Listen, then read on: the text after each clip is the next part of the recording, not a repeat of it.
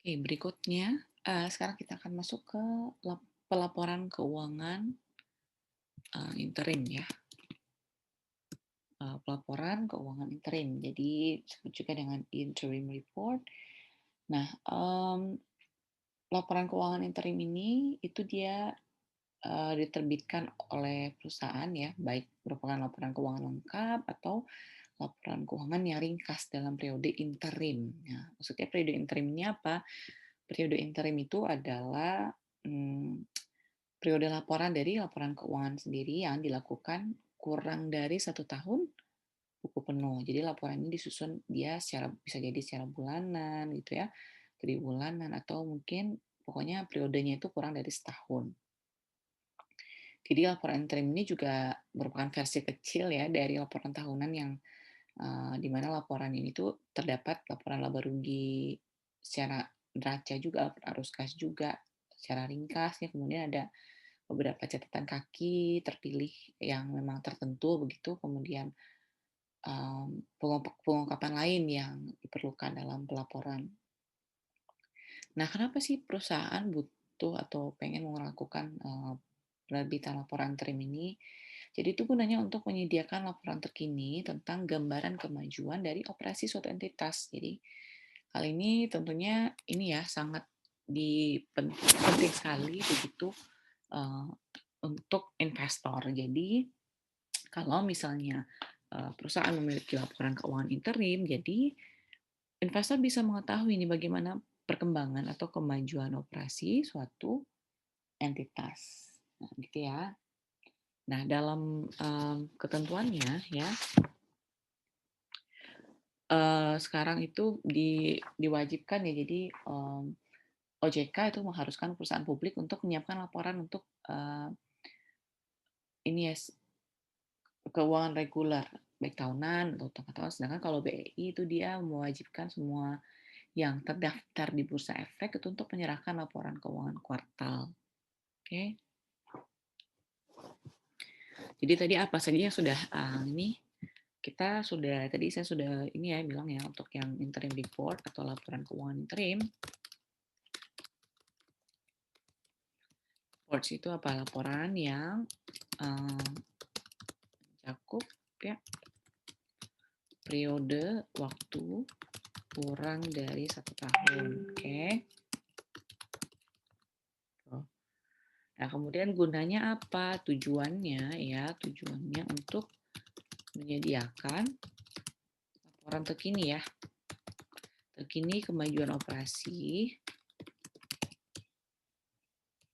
entitas gitu kepada investor dan pihak yang berkepentingan gitu kan. Selanjutnya apa saja yang ada di dalamnya gitu, apa saja yang dicakup di dalam laporan interim ini ya sama sih laba rugi ya, kemudian apalagi neraca, kemudian, mmm, cash flow statement, kemudian ada footnote disclosure itu kan. Jadi basically sama, cuma yang membuat dia berbeda itu adalah dis sorry, adalah jangka waktunya ya. Jadi jangka waktunya itu kurang dari 1 tahun. Nah, Badan Pengawas Pasar Modal ya, BPPAM LK, Badan Pengawas Pasar Modal dalam lembaga keuangan itu mewajibkan perusahaan yang sudah go public itu menyerahkan laporan keuangan interimnya. Karena pada saat dia melakukan penawaran saham nanti ya, perusahaan go public ini dia wajib melampirkan kegiatan interimnya. Jadi pada saat pendaftaran lebih dari 180 hari setelah penerbitan laporan keuangan tahun berakhir. Kemudian BPPMLK ini juga mewajibkan laporan itu sudah diaudit ya. Nah, pada saat penawaran saham, aturan itu kayak dengan aturan 10K.2 nomor 10K.2. Jadi itu berkait dengan kewajiban mengeluarkan laporan keuangan interim tengah tahun. Apa saja yang harus dipenuhi begitu persyaratannya? Pertama yaitu, ya, di sini. Nah, tidak lebih dari hari terakhir. Jadi, BPOM LK itu mengatur ya laporannya itu sudah diaudit, kemudian dilaporkan, itu tidak lebih dari hari terakhir bulan pertama setelah tanggal laporan keuangan tengah tahunan. Jadi jika laporan itu tidak diaudit itu ketentuannya. Tapi kalau misalnya berikutnya tidak lebih dari hari terakhir bulan kedua setelah tanggal laporan keuangan tengah tahunan jika laporan ini direview secara terbatas oleh auditor. Kemudian tidak lebih dari hari terakhir bulan ketiga setelah tanggal laporan keuangan tengah tahunan jika laporan ini diaudit oleh auditor. Jadi begitu ya. Jadi harus menyerahkan namanya laporan keuangan interim kalau misalnya ada 3 situasi tertentu tadi. Jadi berikutnya ada format. Jadi ada format laporan keuangan interim. Ya.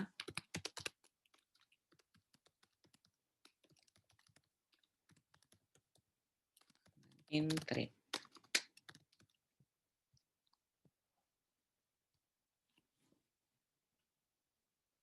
Pertama yaitu adalah laporan laba rugi. Jadi laporan laba rugi untuk periode waktu kumulatif sampai dan untuk periode yang sama di tahun fiskal sebelumnya. Pertama untuk laporan laba rugi ya. Kemudian untuk neraca, itu neraca pada akhir tengah tahun berjalan, kemudian neraca untuk periode yang sama pada akhir tahun fiskal. Jadi, tapi dalam hal ini juga diperlukan adanya pemahaman tentang fluktuasi keuangan ya. Jadi, pastinya perusahaan itu ada juga mengalami fluktuasi musiman dari kondisi keuangan perusahaannya sendiri. Kemudian yang selanjutnya itu laporan arus kas pada akhir periode waktu kumulatif berjalan dan periode yang sama untuk tahun sebelumnya. Oke. Jadi di sini neraca, kemudian ada laporan arus kas. Kemudian yang berikutnya adalah catatan atas laporan keuangan. Catatan atas laporan keuangan ini apa saja yang nantinya? Itu dia menjelaskan saldo yang disajikan dalam laporan keuangan ya. Jadi catatan atas laporan keuangan interim ini dia meringkas atau mengikhtisar ya setiap perubahan dalam pengukuran untuk kejadian ekonomi utama yang terjadi sejak akhir tahun fiskal sebelumnya gitu. Jadi itu yang dilaporkan dalam laporan keuangan interim. Jadi tadi apa aja ada laporan laba rugi untuk periode waktu kumulatif sampai untuk periode yang sama tahun fiskal sebelumnya. Kemudian neraca juga begitu ya. Nah, kemudian lanjut kepada permasalahan akuntansi atau accounting issue ya, permasalahan akuntansi.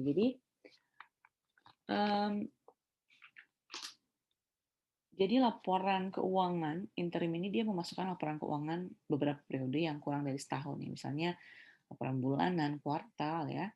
Jadi hal ini tuh menimbulkan beberapa persoalan pengukuran teknis bagi seorang akuntan juga. Jadi banyak perusahaan begitu kan yang mengatakan bahwa sebagian besar itu persoalan itu berpusat pada konsep akuntansi, periodisasi dan pembagian periode tahunannya begitu.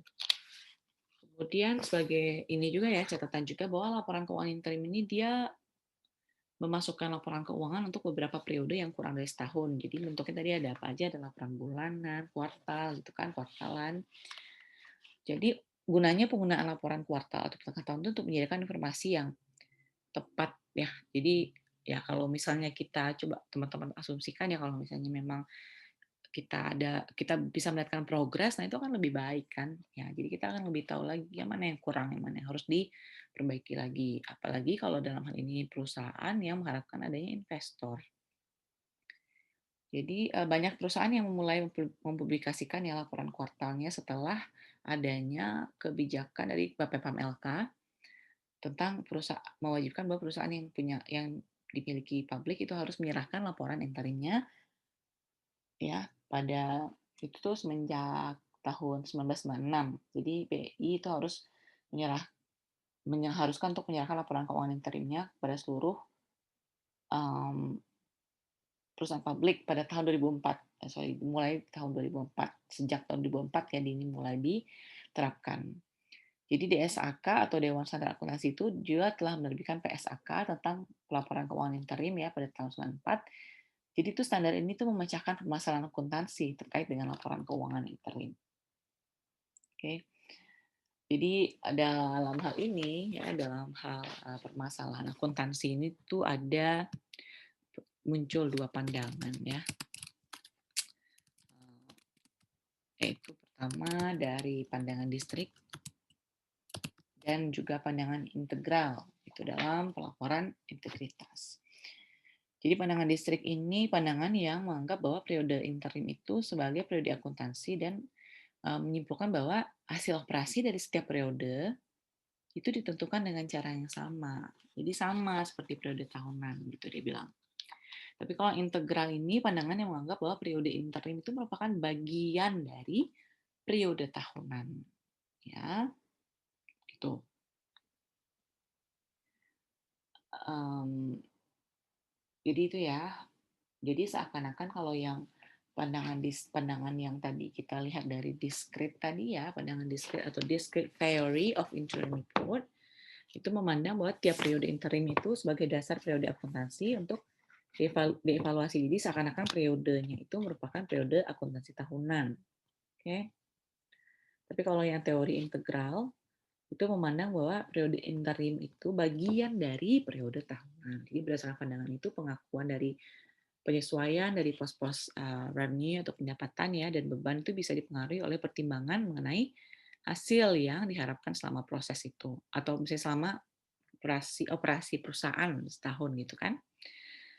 Contohnya misalnya beban yang tadinya dibebankan ke operasi dalam satu periode ya, misalnya tujuannya untuk pelaporan akuntansi tahunan, itu bisa ditangguhkan gitu dan dibebankan di beberapa periode interim yang memang sesuai dengan alokasi penggunaan volume penjualannya, kemudian tingkat penjualannya dan dasar-dasar lain. Jadi maksudnya begitu ya, bebannya itu tidak harus dibebankan, misalnya baru juga 2 bulan gitu, atau baru juga kayak 3 bulan, tapi ini memang dibebankan sesuai dengan alokasi penggunaan, mmm, aset atau ya aset itu sendiri gitu, atau penggunaan misalnya volume penjualannya, kemudian juga dengan tingkat penjualannya.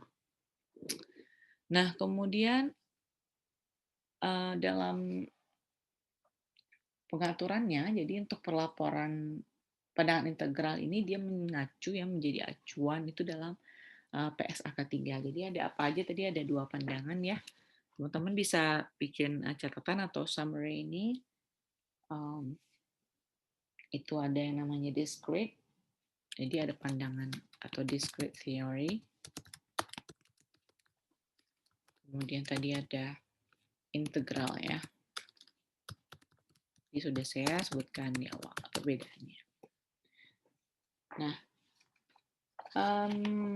PSAK 3 itu dia tentang yang pelaporan interim ini menstandarkan ya bahwa penyusunan dan laporan laba rugi interim itu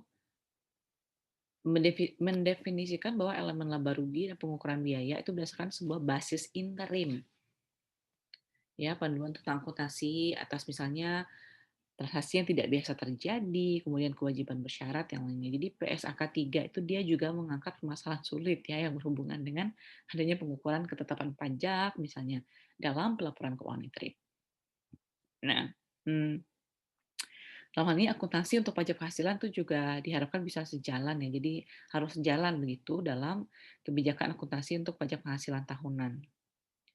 Jadi perubahan kebijakan akuntansi itu diatur dalam PSAK 25. Jadi yang dalam PSAK 25 itu setiap perubahan dalam kebijakan akuntansi itu diaplikasikan dengan melaporkan setiap penyesuaian di periode sebelumnya itu dianggap sebagai sebuah penyesuaian untuk memulai saldo laba aja. Jadi perusahaan itu harus mengungkapkan perubahannya ya dalam catatan laporan keuangan jika misalnya ada perubahan nih dalam kebijakan akuntansinya dalam periode akuntansi sebelumnya. Oke. Kemudian kita lanjut ke, jadi ini kan tentang permasalahan akuntansi, tadi sudah saya singgung juga di sini ada PSAK 3 ya. Kemudian di sini juga sudah saya singgung tadi adalah PSAK 25, kebijakan akuntansi yang berkaitan dengan kebijakan akuntansi tadi ya, jadi tetap dijelaskan. Kemudian lanjut kepada standar untuk pelaporan. Jadi standar pelaporan untuk laporan laba rugi interim nih.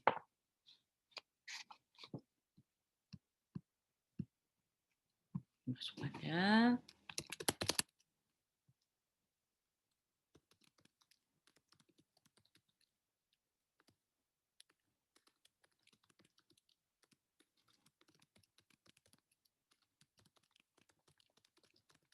oke ya. Jadi pada prinsipnya sebenarnya standar pelaporan keuangan interim itu sama dengan yang digunakan di pelaporan tahunan ya, walaupun PSAK 3 tadi itu memberikan bantuan teknis yang berkaitan dengan pelaporan keuangan interim. Oke. Jadi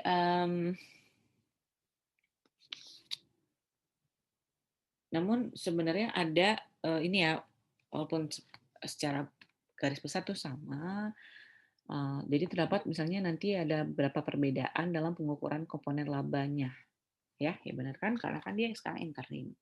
Kemudian secara umum sih standar akuntansi yang digunakan untuk laporan interim itu sama dengan yang tahunan tadi kan, walaupun ada bantuan teknis dari yang PSAK 3. Yang membedakannya tadi apa? Pengukuran dari komponen laba ya. Nah, sedangkan jadi kalau yang di interim ya berarti pengukuran komponen labanya itu dia lebih pendek kan. Sedangkan kalau laporan laba rugi tahunan itu memiliki periode waktu per tahun gitu.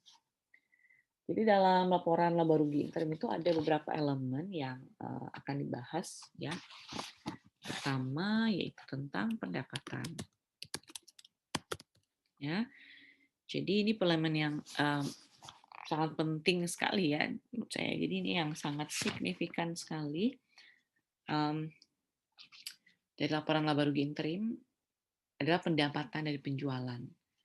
Jadi investor ini dia ingin menilai kan kemampuan dari suatu entitas dalam menghasilkan pendapatannya. Nah, sehingga mereka bisa membandingkan nih nanti pendapatan dari periode interim berjalan dengan mungkin pendapatan dari periode interim yang sama pada tahun sebelumnya begitu. Dan mereka bisa lihat kan pendapatan dari penjualan produk atau misalnya penyediaan jasa itu juga harus diakui telah diperoleh gitu selama periode interim gitu kan, menggunakan dasarnya sama juga dengan periode tahun.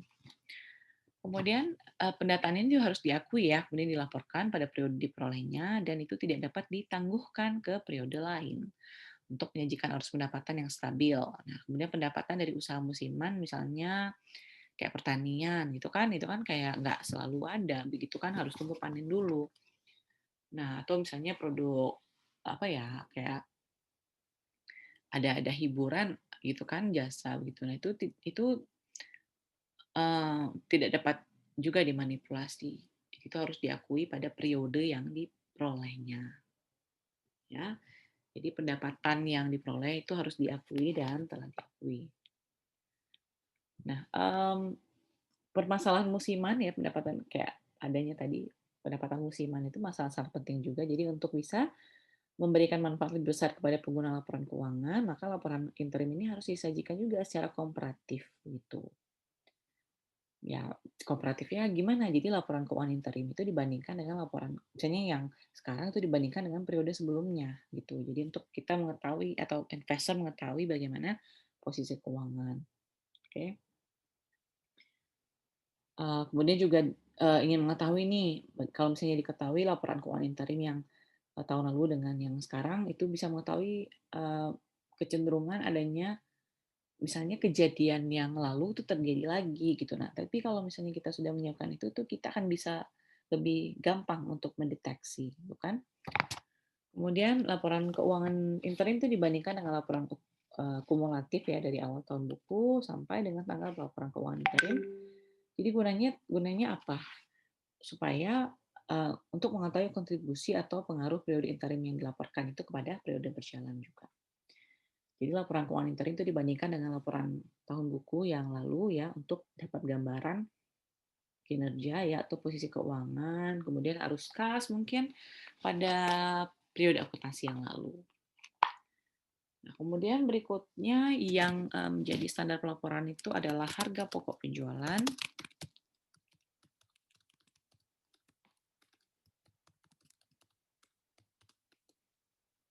Jadi kalau yang harga pokok penjualan atau HPP ini dia menggunakan estimasi laba bruto ya. Jadi menggunakan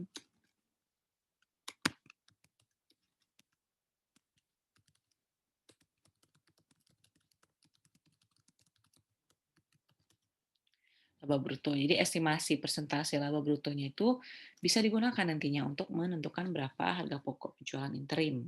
Nah, sehingga inventaris fisiknya itu tidak perlu dicantumkan dalam setiap laporan interim ya. Kemudian penilaian dari harga pokoknya atau harga pasar.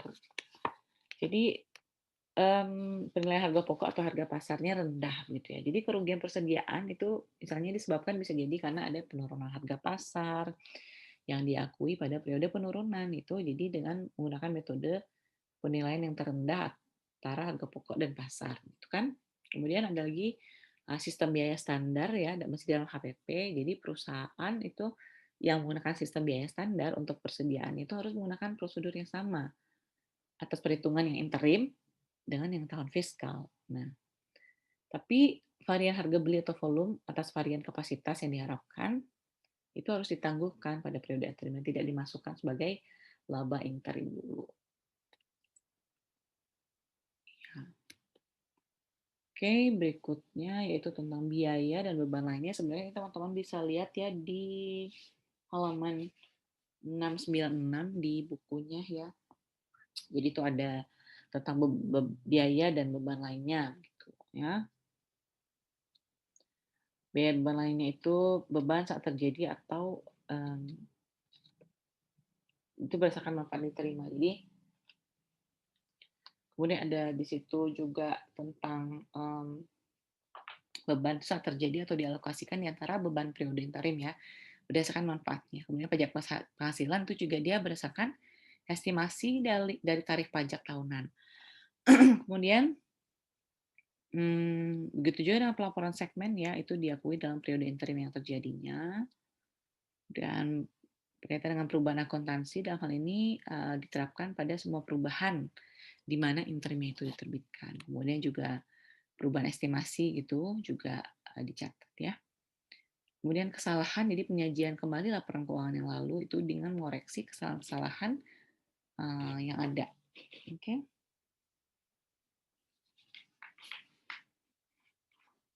Nah, kita lanjut. Ini teman-teman lanjutkan ya catatannya. Bikin resume-nya ini di halaman 696 di buku Christensen yang sudah saya share sebelumnya. Oke, sekarang kita lihat contoh soalnya. Contoh soal. Oke, sebentar ya.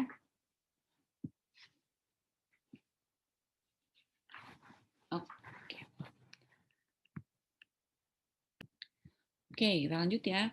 Jadi contoh soalnya yaitu ini adalah ilustrasi dari penurunan nilai pasar dan juga pemulihan. Kan? Jadi pada awal, jadi teman-teman bisa lihat juga ini di bukunya ya. Tapi kalau yang di buku kita karena dia terbitan luar ya, untuk yang mungkin totalannya mungkin ada sedikit berbeda nanti. Misalnya, tunggu sama nggak ya? Ntar saya lihat dulu ya. I think sama kayaknya ya. Tapi teman-teman lihat dulu aja yang di sini, nanti saya akan kasih itunya bahannya. Jadi pada awal tahun fiskal, PT Induk itu dia mempunyai 10.000 unit persediaan. Jadi biayanya FIFO ya, jadi version first out itu sebesar 10.000 unit per unit. Masih ingat kan? Version first out itu berarti dia pertama kali masuk, kemudian keluar juga pertama. Kemudian tidak ada tambahan pembelian selama tahun berjalan, ya. Kemudian penjualan persediaan pada akhir kuartal itu adalah sebagai berikut. Jadi ini unit yang dijual dalam kuartalnya. Jadi dibagi ya, ada kuartal 1, 2, 3, dan 4. Jadi berapa unit yang terjual di masing-masing kuartal gitu. Kemudian adalah nilai pasarnya ya atau market value-nya pada akhir kuartal. Oke, ada 7.000, 6.000, 7.000 lagi, kemudian 11.000. Nah, oke. Selanjutnya yaitu ini ya. Jadi ini kan perinciannya tadi sama ya 7.000 ya.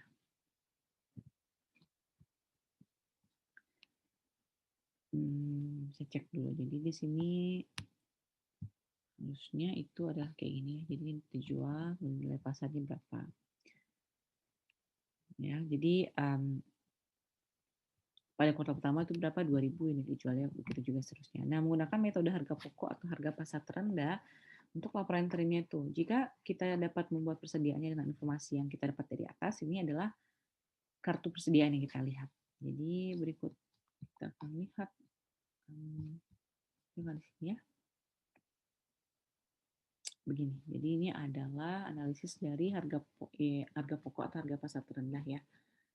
Dari akun persediaan PT Induk. Jadi diketahui tadi kan saldo awal tahunnya itu adalah 10.000 unit, ya kan?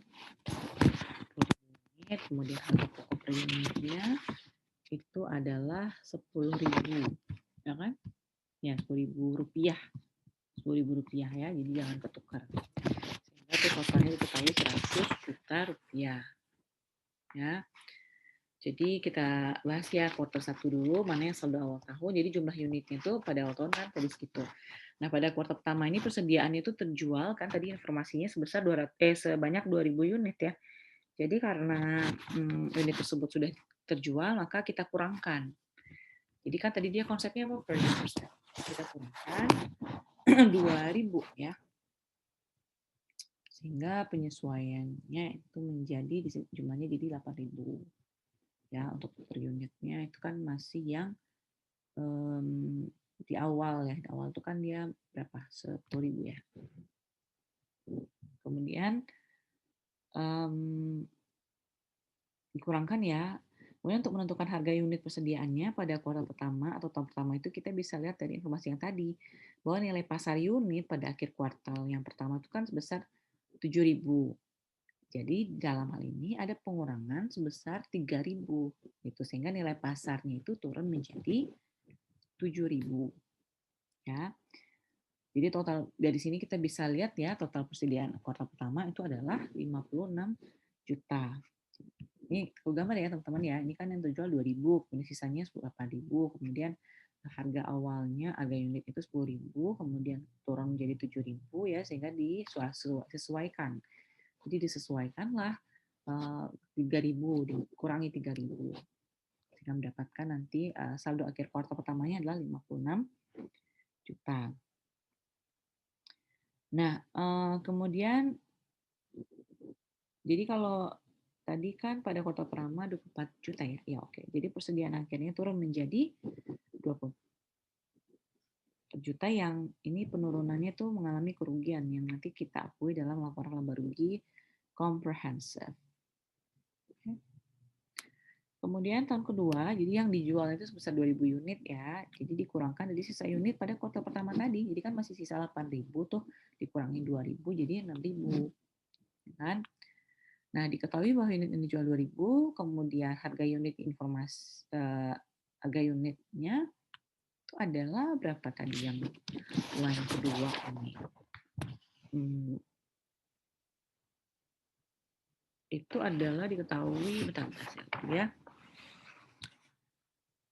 Turun ya, jadi 6.000.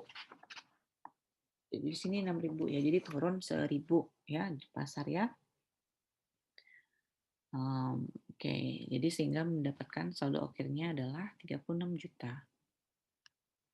Kemudian untuk yang ketiga itu dia terjual lagi 2.000 kan? 2.000. Nah, namun sekarang harganya itu naik sebesar 7.000. Jadi ada penyesuaian ya, penyesuaian pada pasar itu senilai 1.000 untuk yang harga per unitnya. Ya. Oke. Kemudian apa di sini ya? Teman-teman bisa lihat ya. Jadi nah, Jadi bisa lihat ya di situ harga unitnya. Jadi harga unitnya itu kan tadi 10.000 itu karena persediaannya tidak akan dinilai melebihi biaya dari yang tadi perolehannya kan. Perolehannya kan cuma 10.000 tadi di awal. Nah, kita lihat nanti di bawahnya ya. Jadi ya perolehan itu nanti tidak boleh lebih dari sini walaupun lebih ya. Jadi nanti akan kita lihat di sini. Kemudian juga kuartal keempat, kemudian dia terjual 2.000 lagi ya, penyusian kuasa 2.000 dan nilainya itu tadi kan dikasih tahu di soal bahwa nilai pasar itu udah 11.000 gitu kan. Tapi kenapa ditulis di 10.000? Jadi walaupun nilai pasarnya 11.000 itu tidak boleh melebihi nilai pokoknya yang 10.000 tadi gitu. Jadi kalau misalnya lebih, ya lebihnya itu tidak diakui gitu. Kita tetap mengakui sampai dengan harga maksimal yang ditetapkan di awal gitu ya. Makanya di sini nilainya 10.000. Kalau tadi kan dia sesuaikan dengan yang masing-masing soal informasi tadi kan. Ada yang harga pasarnya 7.000, kemudian 6.000, kemudian naik lagi ke 7.000, kemudian kan paling tinggi itu 11.000. Tapi karena maksimalnya tadi dia perolehannya adalah 10.000, harganya ya tidak bisa bercetak di sini 11.000. Jadi seribunya itu dianggap sebagai ya maksudnya tidak diakui lah kelebihannya begitu kan. Tuh. Nah, oke, jadi di sini kan ada penyesuaian pasar. Nah, ini sebenarnya 6 juta ini dia menunjukkan bahwa ini merupakan total pemulihan kerugian atas tahun sebelumnya gitu. Jadi kan sebelumnya ada negatif di sini kan. Nah, ini ada total pemulihan kerugian sebelumnya. Jadi untuk membuat penilaian persediaannya ya. Nah, jadi perusahaan PT Induk ya, PT Induk itu kadang-kadang kita tidak yakin mengenai adanya penyebab turunnya nilai pasar, kemudian menganggapnya itu hal yang permanen. Karena itu perusahaan dia mengakui penurunan tersebut dalam kuartal terjadinya. Jadi tidak ada pengakuan yang diwajibkan ya jika penurunan tersebut diantisipasi dengan gejala temporer. Jadi kalau misalnya ada gejala temporernya maksudnya bisa dipulihkan lagi sebenarnya penurunan nilainya pada akhir tahun. Oke. Jadi ini adalah penghitungan harga pokok penjualannya pada tiap kuartal ya, yang ini ya. Tadi kan ini kan dia berapa tadi kan biaya alokasinya 2.000 kali 10.000. Jadi ini penghitungannya detailnya.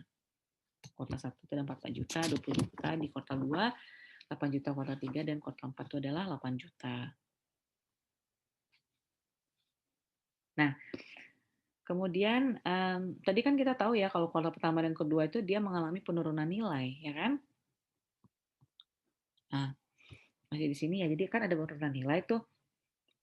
Kemudian di kuartal ketiga dan keempat itu dia naik lagi, kan? Kayak di sini. Kan tadi kan dia penurunan, penyesuaian ya um, di kuartal pertama dan kedua. Kemudian dia naik lagi di ketiga dan keempat gitu kan. Jadi yang kuartal ketiga dan keempat ini itu akan menjadi pemulihan kerugian, ya kerugian dari kuartal 1 dan 2. Namun kalau misalnya pengurangan dalam nilai pasar di kuartal pertama dan kedua dianggap temporer atau sementara ya, maka kuartal 3 dan 4 tadi tidak menunjukkan pemulihan kerugian pada kuartal pertama dan kedua. Jadi itu perbedaannya. Ya, jadi dalam laporan keuangan interim itu diketahui bahwa total HPP atau harga pokok penjualan yang dilaporkan untuk interim ya harus merekonsiliasi jumlah yang dilaporkan dalam laporan keuangan tahunan gitu. Jadi ingat bahwa tadi harga pasar 11.000 ya lebih tinggi dari harga pasar pada awal tahun 10.000. Jadi pada laporan tahunannya itu cuma dikali dengan 10.000 harga unit. Ya, jadi pada tahun pertama dia kan 4 juta tuh. Jadi tahun 1 tuh biayanya dialokasikan ke HPP. Berarti itu senilai 2.000 dikali dengan 10.000. Teman-teman sudah lihat yang tadi ya. Jadi total untuk keempat kuartalnya ini itu adalah 8 20 ya. Totalnya itu nanti adalah 80 juta. Dari mana? Itu dapatnya dari yang 20 juta, 8 juta dan 8 juta. Ya, jadi itu 80 juta. Nah, kemudian kita bahas masuk pada biaya dan beban lain, ya. Jadi biaya dan beban ini harus dibebankan ya pada laba rugi interim dalam periode interim, di mana keduanya terjadi. Jadi selain biaya produk, itu dia harus dibebankan juga ke dasar yang sama dengan periode tahunan. Jadi sebenarnya intinya ya itu perbedaannya tadi tentang waktu yang lebih singkat. Jadi pemilihan antara pengakuan langsung ya dan pengeluaran dalam laporan interim itu serta alokasinya dalam beberapa laporan laba rugi interim itu berdasarkan evaluasi subjektif dari periode yang mendapatkan manfaat ya. Jadi walaupun sebagian besar pengeluaran itu dibebankan pada periode interim pada saat terjadinya. Nah, kapan pengeluaran ini dapat ditangguhkan ya? Ya, jadi beberapa perusahaan sih sebenarnya memfokuskan perbaikan dari peralatan yang besar dalam waktu satu periode berikutnya itu untuk pelaporan interim itu biaya perbaikan itu dapat ditangguhkan. Jadi kayak aset dibayar di muka atau misalnya kewajiban perkiraannya kemudian dialokasikan untuk beban perbaikan ke setiap periode interim gitu. Kemudian begitu juga dengan pajak bangunan itu dapat ditangguhkan ya atau pada periode interim juga. Jadi daripada dia mengakui secara penuh sebagai sebuah beban ya jadi itu bisa ditangguhkan. Kemudian biaya iklan. Nah, biaya iklan yang besar itu juga bisa dialokasikan ke periode-periode interim yang menerima manfaatnya. Nah, daripada nanti mengakui semata-mata itu adalah periode interim saat biaya dikeluarkan sepenuhnya gitu kan itu susah juga. Jadi secara umum biaya total pengiklanan misalnya itu dibebankan untuk menentukan laba rugi tahunan. Jadi tidak ada penangguhan gitu ya. Kita akan lihat ada nggak di sini ya contohnya ilustrasi ya ini. Ilustrasi dari penangguhan dan alokasi biaya iklan gitu. Jadi di tanggal 1 April itu ada biaya iklan ya pada awal kuartal kedua jadi itu timbul biaya sebesar 20 juta ya. Jadi ini kampanye iklan yang diperkirakan akan memberikan manfaat untuk 3 kuartal terakhir dari tahun berjalan. Gitu. Nah, dalam kasus ini itu PT Induk menentukan ya bahwa kampanye iklan tidak memberikan manfaat pada kuartal pertama karena makanya tidak ada dibebankan iklan pada tahun berjalan jadi tidak dibebankan iklan ya pada kuartal pertama. Oke. Kemudian berikutnya adalah nah, kemudian kita lanjut ya. Jadi sebagai contoh itu jika misalnya tanggal 30 September manajemen itu memutuskan bahwa penjualan konsolidasi untuk kuartal ketiga yang berakhir itu di kuartal ketiga itu berakhir di 30 September ya. Manajemen memutuskan bahwa penjualan konsolidasi untuk kuartal ketiga yang berakhir 30 September itu adalah 120 juta.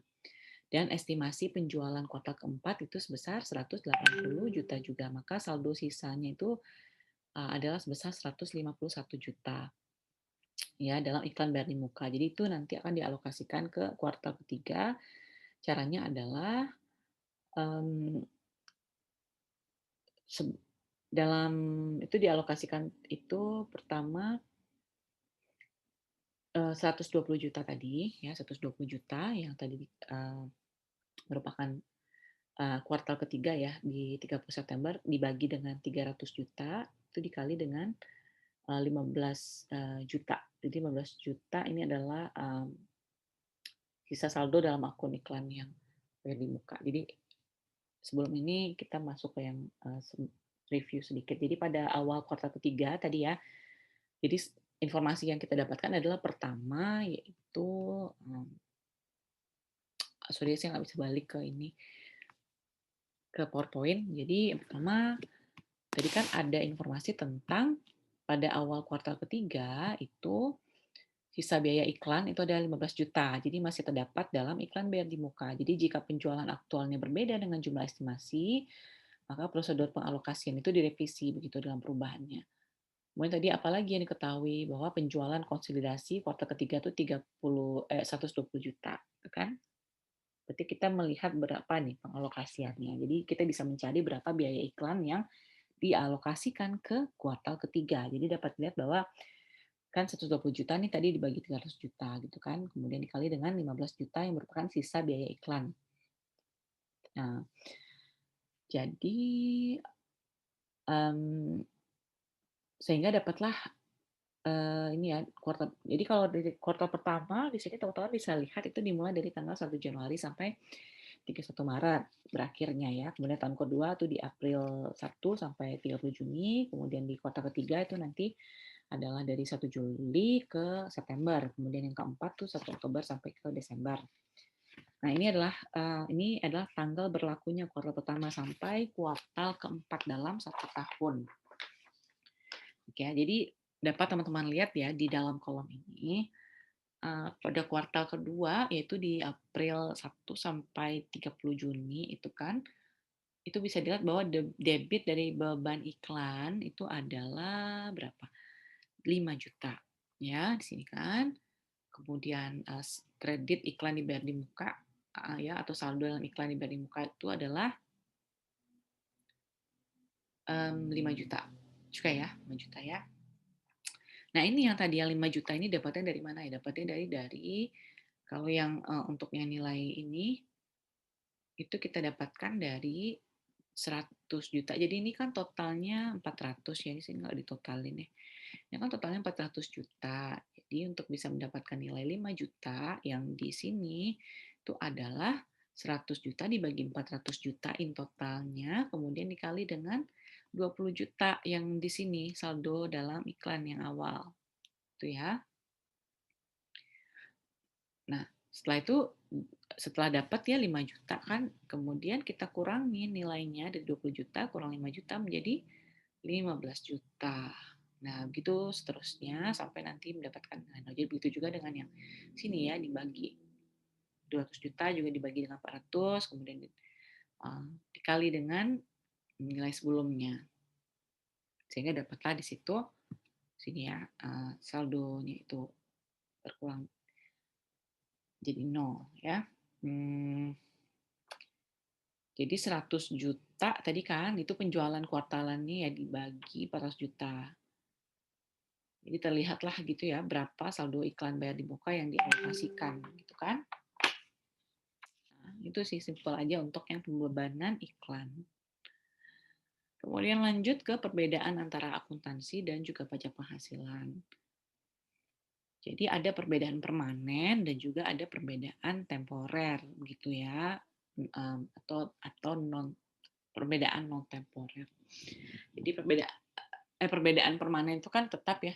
Temporer itu maksudnya sementara. Ya, jadi permanen itu perbedaan yang non temporer. Jadi kalau yang pertama itu perbedaan permanen, jadi ini kategorinya hal-hal yang tidak dapat dimasukkan sebagai penghasilan kena pajak untuk periode fiskal. Jadi itu contohnya misalnya ada premi asuransi jiwa ya, kemudian ada dana yang diterima oleh perusahaan asuransi, kemudian ada jenis-jenis tertentu dari denda yang dianggap bukan beban yang bisa mengurangi pajak. Nah, berikutnya juga tentang pendapat.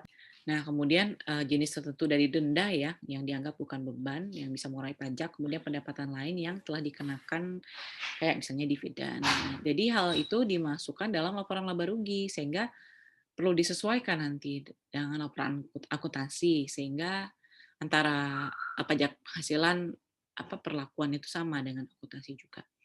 Yang kedua, itu adalah perbedaan temporer. Jadi hal ini terjadi karena ada perbedaan pengakuan beban dan pendapatan ya. Jadi contohnya adanya sewa diterima di muka ya. Jadi menurut pajak itu dilaporkan sebagai pendapatan, bukan sebagai Jadi kalau di akuntansi kan nggak dicatat sebagai pendapatan gitu kan. Kemudian beban rugi yang diestimasikan ya, jadi itu dilaporkan sebagai beban menurut akuntansi. Tapi kalau dalam hal pajak itu bukan beban. Begitu juga dengan depresiasi gitu kan. Ya, kemudian penilaian persediaan juga begitu. Nah, untuk lebih jelasnya kita langsung aja lihat ke contoh ya. Jadi ini ilustrasinya adalah PT Induk dan Anak itu memperoleh laba konsolidasi dari operasi berkelanjutan, jadi itu mencapai 225 juta pada tahun fiskal. Kemudian perbedaan permanen antara laba rugi akuntansi dan pajak itu adalah 2 juta ya. Jadi ini mengenai premi yang dibayarkan untuk asuransi jiwa pegawai utama dari perusahaan. Oke. Dividennya 27 juta. Kemudian tarif pajak penghasilannya 10% untuk pendapatan yang kurang dari 50 juta, 15% untuk yang 50 pendapatan 50 juta, kemudian sampai 100 juta ya, kemudian 30% untuk yang lebih dari 100 juta. Jadi ini estimasi dari tarif pajak penghasilan untuk periode interimnya. Jadi dia dia kertas kerja ya untuk estimasi berapa tarif pajak yang nanti akan dikenakan begitu pada perusahaan. Jadi tadi kan laba dari operasi berkelanjutan ya diketahui 225 juta. Ya, kemudian adanya penyesuaian perbedaan permanen. Dalam hal ini ditambah ya, untuk yang premi asuransi jiwa itu ditambah, kemudian untuk dividen yang diterima itu dikurangi ya, dikurangi 27 juta, kemudian mendapatlah estimasi laba tahunan kena pajaknya 200 juta. Nah, berikutnya adalah kita lakukan penghitungan pajak penghasilan. Jadi kan kalau 200 juta berarti 50 juta pertama itu kali 10%, kemudian yang kedua itu dikali juga dengan 15% ya, karena kan range-nya itu, kemudian untuk yang 30% itu lebih dari 100 juta atau sama ya. Jadi yang 30% itu kita kalikan dengan 100 juta sehingga dapatlah di situ pajak hasilnya sebesar 42.500.000 ya. Jadi ini totalnya ya, dapatnya di sini. Nah, kemudian jurnalnya apa yang kita perlu catat, yaitu beban pajak penghasilan pada utang pajak penghasilan. Oke. Untuk teman-teman lihat kalau di buku tulisan saya ini dia tidak ini ya, jadi ya begitu ya. Jadi income tax expenses ya terhadap income tax payable itu yang catatannya. Kemudian perhitungan pajaknya terpisah ya. Jadi untuk yang di tahun berikutnya, jadi dia itu beban pajak penghasilan untuk dia yang kedua ini dia mencatat penyisihan pajak penghasilan di kuartal kedua nih. Jadi di kuartal kedua ya melakukan lebih kena pajak, jadi dia diharuskan melaporkannya 250 juta. Berarti berdasarkan ini ya teman-teman, kalikan sehingga dapatlah 57.500.000. Oke. Oke, berikutnya think ada yang terakhir ya. Jadi perubahan akuntansi di periode interim. Ya, jadi ini adalah PSAK 25 ini dia tentang keuntungan dan kerugian periode berjalan.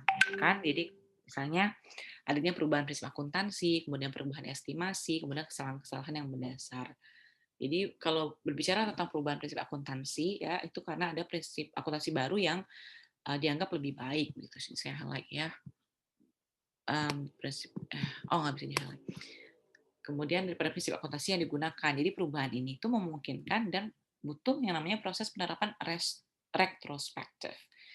Jadi diterapkan pada seluruh laporan keuangan sebelumnya, termasuk kepada laporan keuangan interim juga.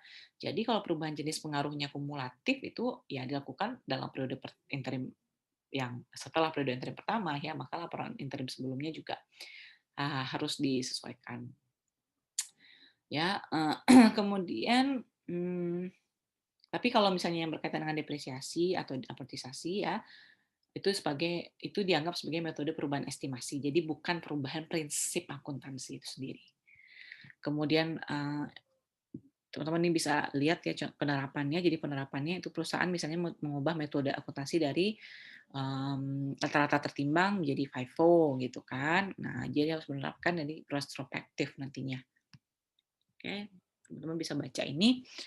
Kemudian juga perubahan estimasi akuntansi ya. Jadi perubahan estimasi ini informasi baru yang harus disiapkan oleh entitas. Jadi perubahan ini itu disajikan biasanya dalam periode berjalan ya, kemudian atau dia prospektif aja sehingga efek perubahan itu hanya akan terlihat pada periode di mana si perubahannya itu terjadi gitu atau setelah adanya perubahan.